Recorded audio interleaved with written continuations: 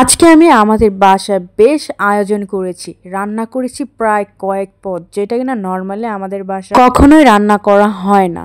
হ্যাঁ, এটা সত্যিই রান্না করা হয় না। আমরা মাঝে মধ্যে এক পদ দিয়েও রান্না করে খেয়ে সেরে ফেলি সবাই মিলে, কিন্তু আজকে কেন এত কিছু রান্না করলাম তো বলি, চলুন আপনারা পুরো ভিডিওটি দেখতে থাকুন। আসসালামু আলাইকুম এভরিওয়ান, আপু অ্যান্ড ভাইয়ারা, আশা করি সবাই ভালো আছেন। আমার মিথি আপু ব্লগ চ্যানেলে সবাইকে স্বাগতম। যারা সবসময় আমাকে সাপোর্ট করে যাচ্ছেন তাদেরকে আমি অনেক অনেক ভালোবাসি, কারণ আপনারা সাপোর্ট না করলে আমি আজকে এই পর্যন্ত আসতে পারতাম না। সে যাই হোক, আজকে আমি রান্না করেছি, বাসায় বেশ কয়েক পদের আয়োজন করেছি। কিন্তু কি কারণে এত আয়োজন করা সেটা শুনলে আপনারা খুবই খুশি হবেন। হ্যাঁ, ঠিকই বলেছি, কারণ আজকে আমার বাসাতে আমার বড় ভাই আসবে। কারণ এই প্রথমবারের মতো আমার ভাই আমার বিয়ের পরে শ্বশুরবাড়ির বাসাতে আর কি আসবে। তো ভাই আসবে, সেই উপলক্ষে তো একটু বোনের ভালো মন্দ রান্না করা একটা কর্তব্য, তাই না? সারা রাত চিন্তা করলাম কি রান্না করব। ভাই আসবে, দুপুরে লাঞ্চ করবে, তো ভাবলাম অনেক কিছুই রান্না করব। তো যা যা ভেবেছি আলহামদুলিল্লাহ সব কিছুই রান্না করেছি। প্রথমে গরুর মাংসটা রান্না করে ফেলেছি, তারপরে হচ্ছে কি এখন আমি সরিষা ইলিশ আয়োজন করছি রান্না করার জন্য। কারণ গরুর মাংসটা সবার আগে এই কারণে রান্না করেছি, গরুর মাংসটা সিদ্ধ হতে প্রায় সময় লাগে, সেই জন্য আমি ফার্স্টে গরুর মাংসটা বসিয়ে দিয়েছি। তারপর হচ্ছে গিয়ে সরিষা ইলিশটা রান্না করার জন্য প্রস্তুতি নিয়ে খুব সুন্দর করে আস্তে আস্তে আমি সরিষা ইলিশটাও রান্না করে ফেললাম। এবং আমি খুবই সিম্পল ভাবে রান্না করি, অনেক বেশি হিবিজিবি করে আমি আসলে মশলাপাতি দিয়ে রান্না করতে পারি না। আমার মনে হয় তরকারিতে মশলা যত কম, রান্না তত স্বাদ বেশি। তো যাই হোক, ইলিশ মাছ রান্না করা শেষ। এইবার হচ্ছে আমাদের বাসার সবার প্রিয় মাছ পাঙ্গাস। অনেকে হয়তোবা পছন্দ করেন না, কিন্তু আমাদের বাসায় এই মাছ সবাই পছন্দ করি। সে যাই হোক, আমার ভাইয়েরও অনেক প্রিয় পাঙ্গাস মাছ।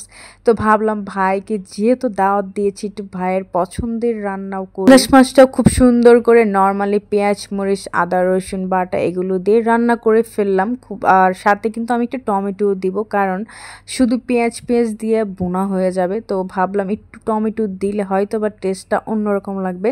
তো যাই হোক, তারপরে টমেটোটা দেওয়ার পরে খুব সুন্দর করে আমি অনেকক্ষণ কষিয়ে নিয়েছি, যাতে মানে টমেটোগুলো খুব সুন্দরভাবে সিদ্ধ হয়ে যায়। যাই হোক, সিদ্ধ হয়ে গিয়েছে। এবার আমি মাছটা দিয়ে হালকা আলতো জালে রেখে দিব, আর একটু ধনিয়া পাতা দিব। স্মেলটা বেশ ভালো লাগে ধনিয়া পাতা দিলে।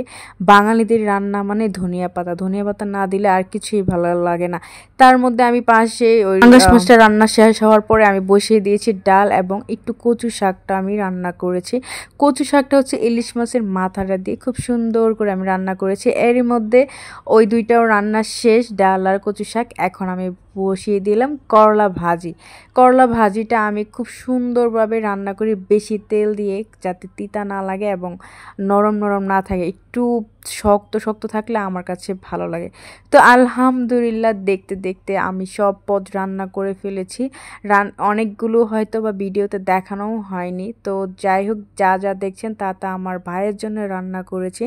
তো দুঃখের একটা বিষয় হলো, সেটা গিয়ে হচ্ছে আমার ভাইয়ের জন্য আমি এত কিছু আয়োজন করলাম, কিন্তু আমার ভাই আসতে পারলো না। খাবারগুলো আমরা বাসার সবাই খেয়েছি। তো কষ্টের কথা আর কাকে বলবো, আপনারাই বলুন, এর চেয়ে বড় কি কোনো কষ্ট আছে? এত কষ্ট করে ভাইয়ের জন্য রান্না করলাম, ভাই এসে খেতে পারলো না। যারা যারা এতক্ষণ ভিডিওটি দেখেছেন সবাইকে অসংখ্য ধন্যবাদ। আমার চ্যানেলের ভিডিওটি যদি আপনাদের ভালো লাগে অবশ্যই শেয়ার করবেন, এবং যারা যারা নতুন আছেন সবাই সাবস্ক্রাইব করে রাখবেন নেক্সট আরও সুন্দর সুন্দর ভিডিও পেতে চাইলে।